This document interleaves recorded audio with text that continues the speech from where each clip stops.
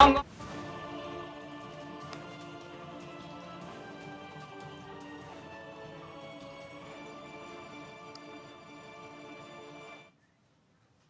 हमारे खास कार्यक्रम सियासी हलचल में आपका स्वागत है और मैं राजेश सोनी। आज हम बात करेंगे उत्तर प्रदेश में, जहां बीजेपी की विधानसभा चुनाव में प्रचंड जीत के बाद अब 2024 में होने वाले लोकसभा चुनाव को लेकर तैयारियां जोरों पर हैं। पार्टी इसको जोर देने में जुट गई है। एक तरफ राजधानी लखनऊ में भाजपा के प्रदेश कार्यालय पर 3 दिन पहले ही पार्टी के प्रदेश अध्यक्ष स्वतंत्र देव सिंह की अध्यक्षता में आयोजित सांसदों की बूथ सशक्तिकरण की कार्यशाला में बूथ मजबूत करने का मंत्र दिया गया। और वहीं दूसरी तरफ इस दौरान लोकसभा चुनाव 2024 में मिशन 75 को पूरा करने के लिए पार्टी के लोकसभा और राज्यसभा सदस्यों को 100 बूथ को मजबूत करने की जिम्मेदारी भी सौंपी गई। इसी पर आज हम चर्चा करेंगे। कई मेहमान भी हमारे साथ जुड़ेंगे और मेहमानों का परिचय हम आपसे करवाते हैं। कातिल शेख जी हमारे साथ जुड़े हुए हैं, उत्तर प्रदेश से हमारे स्टेट हेड हैं, बहुत बहुत स्वागत है आपका। और साथ ही रोहित अग्रवाल जी हैं जो कि आरएलडी से हैं, आपका भी बहुत स्वागत है। और हरि किशोर जी हैं जो कि समाजवादी पार्टी का पक्ष रखेंगे, आपका भी बहुत स्वागत है। और साथ ही सबनम पांडे जी हमारे साथ जुड़ी हुई हैं, भारतीय जनता पार्टी का पक्ष रखेंगे, मैडम आपका भी बहुत स्वागत है। तो सबसे पहला सवाल मैं यहाँ पर सबनम पांडे जी आपसे लेना चाहूँगा। जिस तरह से हमने देखा कि उत्तर प्रदेश में विधानसभा चुनाव में भारतीय जनता पार्टी को जो प्रचंड बहुमत मिला, जो जनादेश मिला, हालांकि यह भी कहा जाता है बीजेपी को लेकर के बीजेपी हमेशा ही चुनाव के मूड में रहती है। क्या यही वजह है अब लोकसभा की तैयारियों में आप लोग जुट गए, जिस तरह से बैठ के चल रही? देखिए राजेश जी, इस बात को मानना होगा कि अगर कोई राजनीतिक दल है और वो राजनीति में है, और तो इलेक्शन राजनीति का एक पार्ट है, जहां संगठन तमाम संगठन के विस्तार का काम करती है और या जनता की सेवा का काम करती है। उनके साथ साथ इलेक्शन की भी तैयारी लगातार, उसके लिए रणनीति बनाने का काम भी राजनीतिक पार्टियों को करना चाहिए। भारतीय जनता पार्टी बहुत ईमानदारी के साथ अपने विस्तार का कार्य करती रहती है और लगातार इसमें जो भी उनकी कमजोरियां होती हैं, उन कमजोरियों को देखते हुए अपने विस्तार के काम में लगी रहती है और साथ साथ रणनीति बनाती है। जहां तक कि देखा जाए 2019 चुनाव में हमने 80 में से 64 सीटें जीती थी। जो बाकी बचे सीट जो हम हारे थे, हम उसके सारे बूथों पे बूथ प्रबंधन का काम कर रहे हैं। हालांकि जितने भी हमारे कमजोर सीट्स हैं, उनमें जितने भी बूथ हैं, उन पर सांसदों की ड्यूटी लगाई गई है। तमाम तरीके के संगठनात्मक रणनीति बनाई जाती है ताकि हम अगला चुनाव मजबूती से लड़ सके। क्योंकि जहां तक सरकार का काम है विकास कार्य करना, सरकार विकास कार्य में तत्परता के साथ लगी और उत्तर प्रदेश में दो टर्म पूरा करने के बाद आप देखेंगे तीसरे टर्म में भी भारतीय जनता पार्टी को ही जनता प्रेफर करेगी। वजह यही है कि हमने बहुत अच्छी तरीके से ये समझा है कि जो अंतिम पंक्ति में खड़े व्यक्ति हैं उनको हमें किस तरीके से लाभान्वित करना है।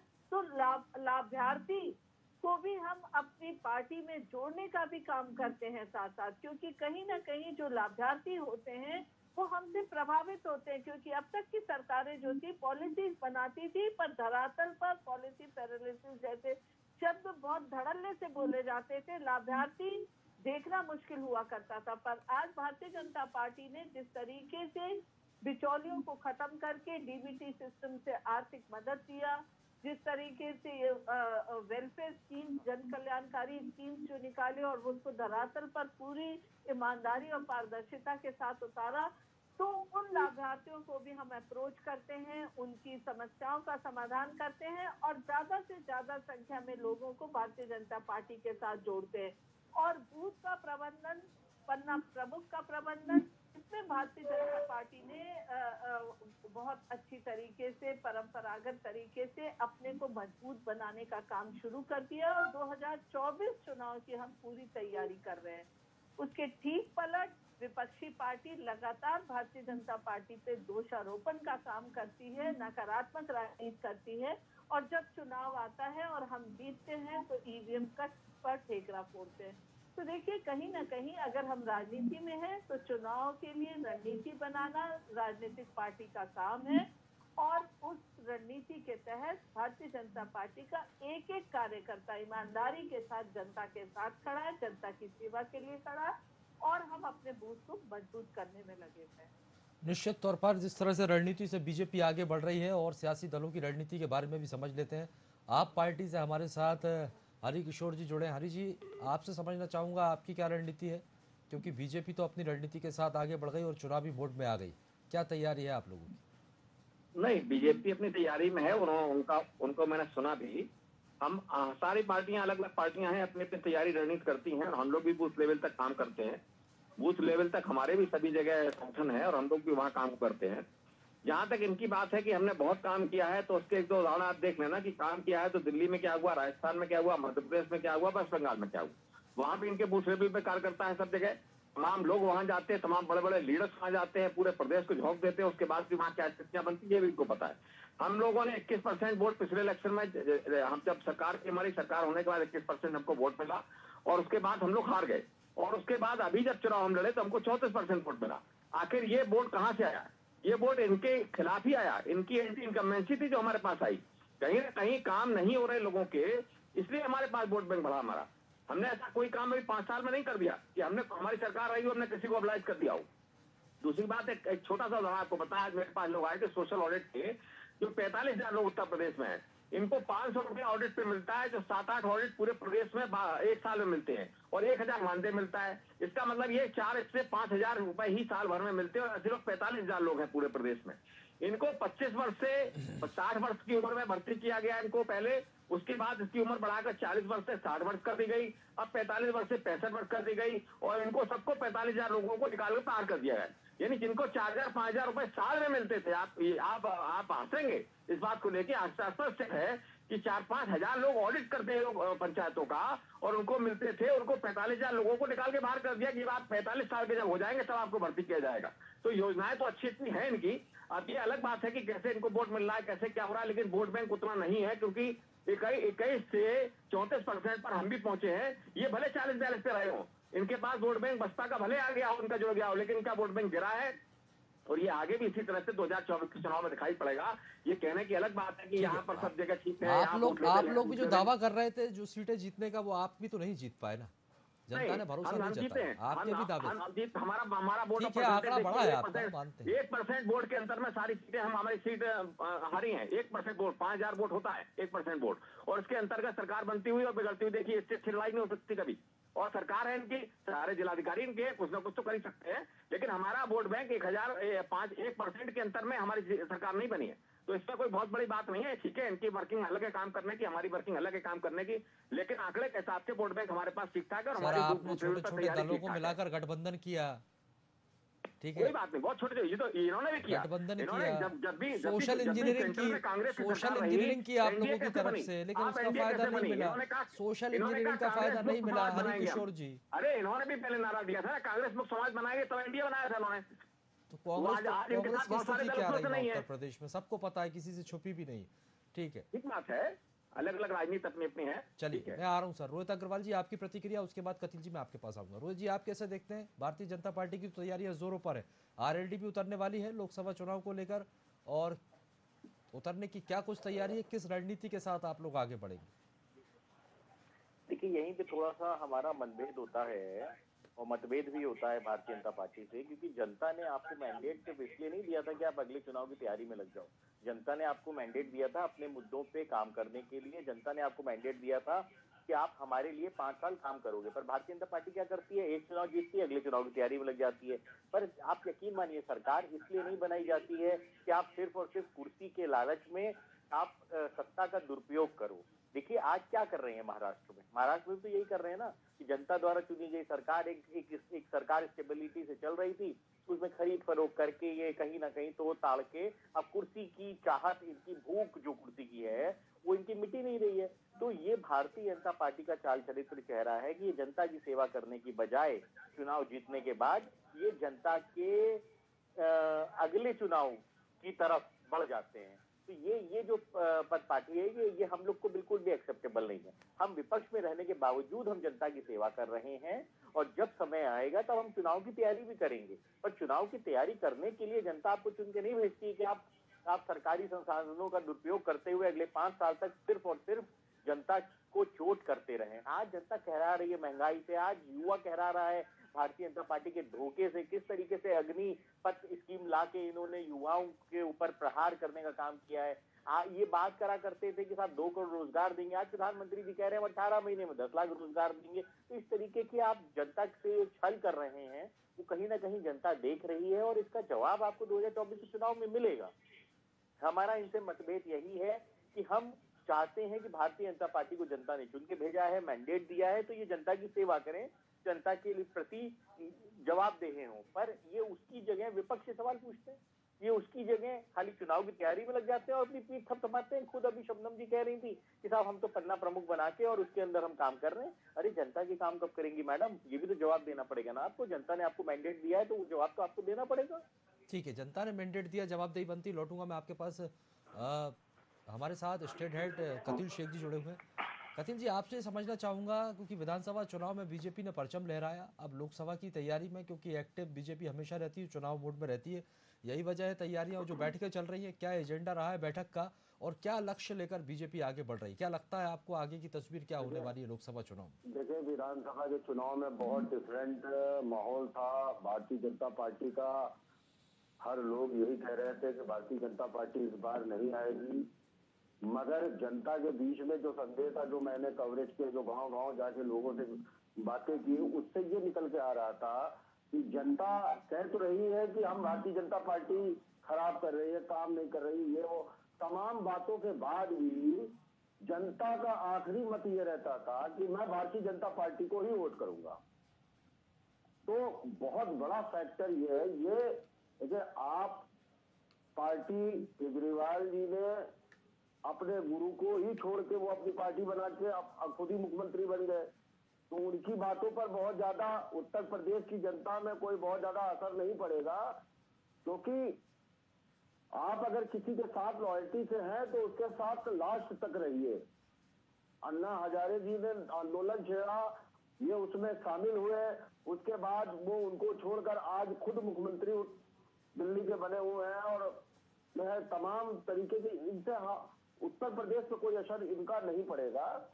हाँ, बात यह है कि भारतीय जनता पार्टी और सपा की लड़ाई विधानसभा में थी और लोकसभा में भी मैं मानता हूं कि इन्हीं दोनों पार्टियों की लड़ाई है और सब पार्टियां सिर्फ मैनेजेबल है, मैनेज करने के लिए कि आप इनका इतना वोट काट दो तो यहां से हम जीत जाएंगे, आप इनका इतना वोट काट दो तो यहां से जीत जाएंगे।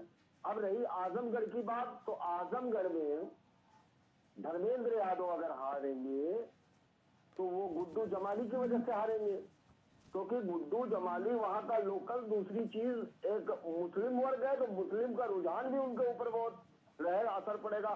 तो हर जगह ऐसे पार्टी राजनीति करती है, मैनेज करती है चीजों को, तो मुझे नहीं लगता भारतीय जनता पार्टी पे कोई असर पड़ेगा। 2024 में भी पूर्ण बहुमत से ये सरकार बना लेंगे, क्योंकि अभी तक जो धरातल की स्थिति है वो बहुत ज्यादा अच्छी नहीं है किसी पार्टियों की।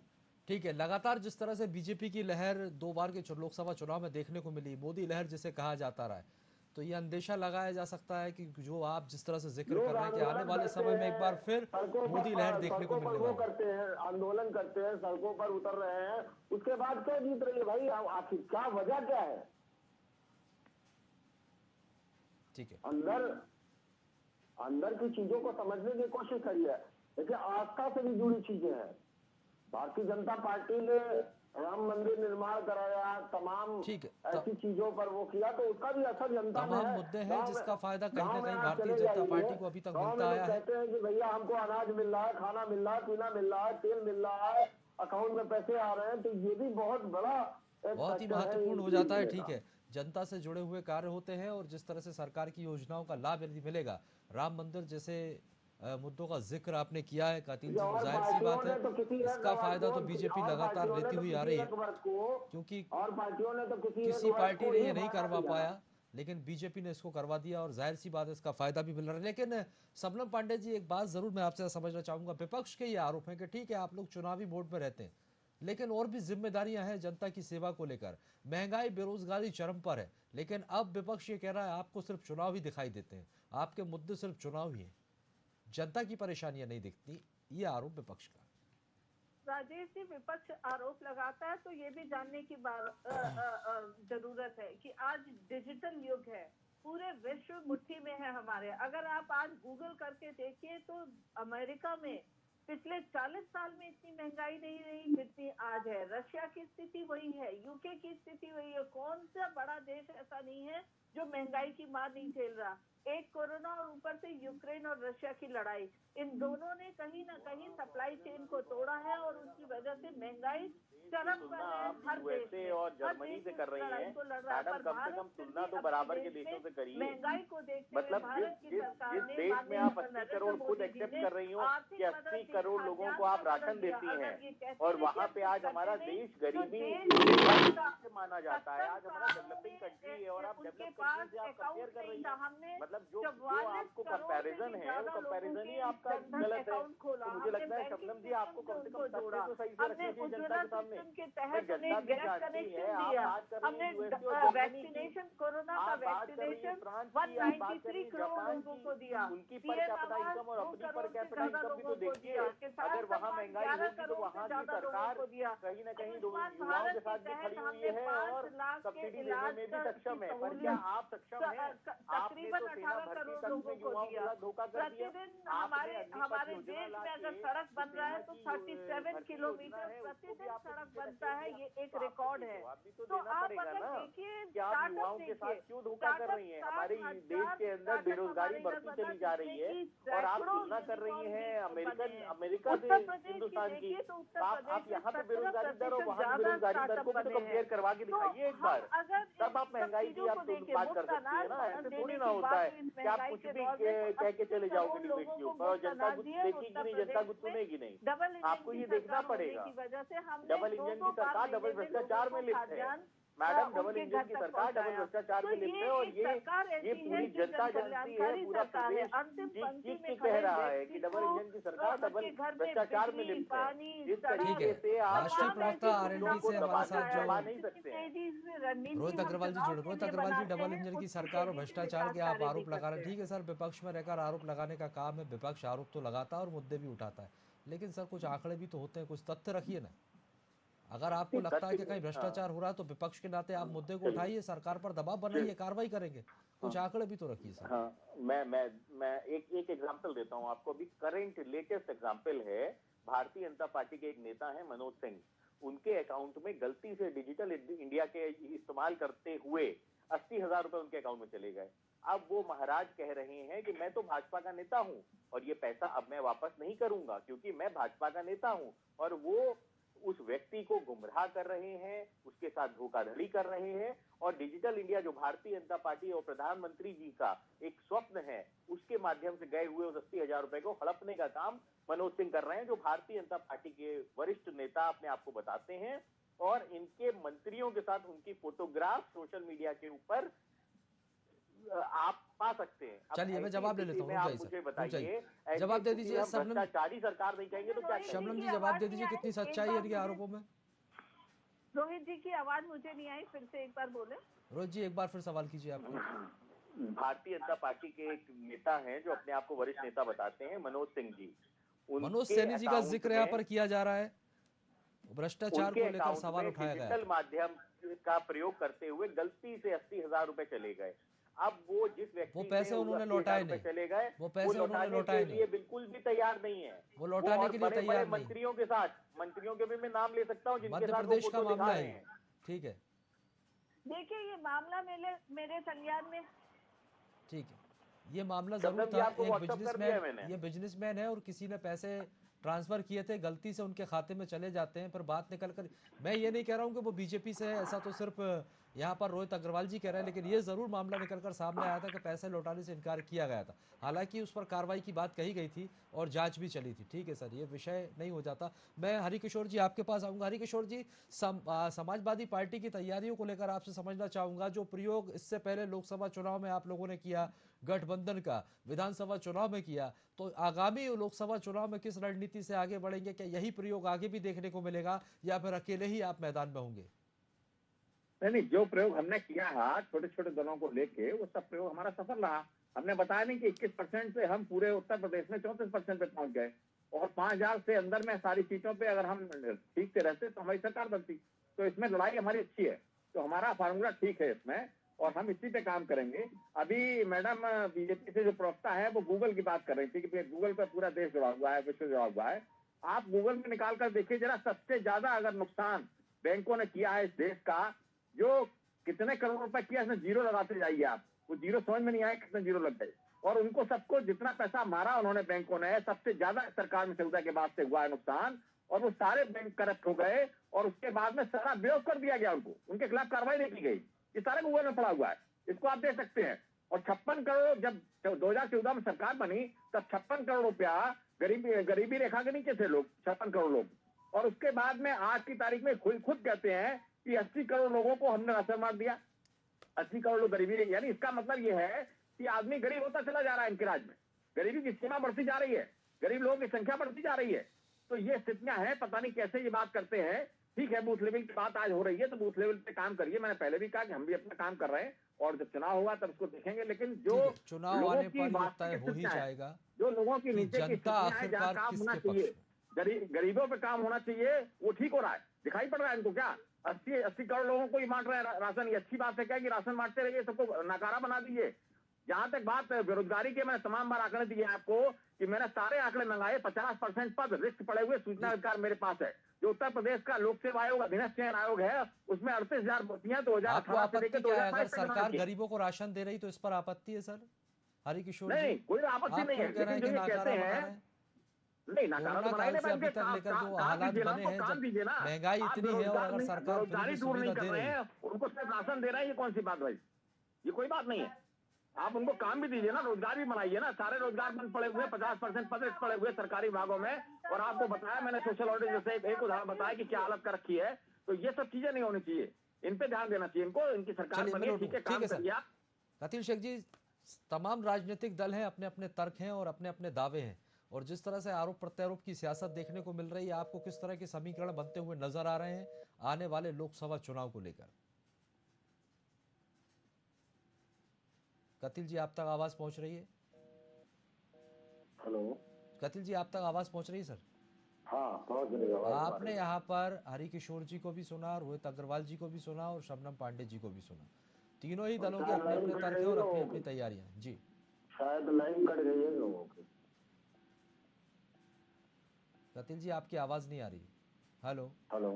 जी हाँ, बोलिए। सर, आपने सुना होगा जिस तरह से जो राजनीतिक दल अपने अपने दावे यहाँ पर कर रहे थे। अब देखिए, ये पार्टी में है, शबनम की पार्टी, अभी इनकी सत्ता है और ये सत्ता से बाहर है, तो दोनों लोगों की बातें डिफरेंट रहेगी। वो कभी भी एक जैसी बातें नहीं करेंगे, ये स्वाभाविक सी बातें हैं। मगर हाँ, इलेक्शन का माहौल बहुत ही अलग है।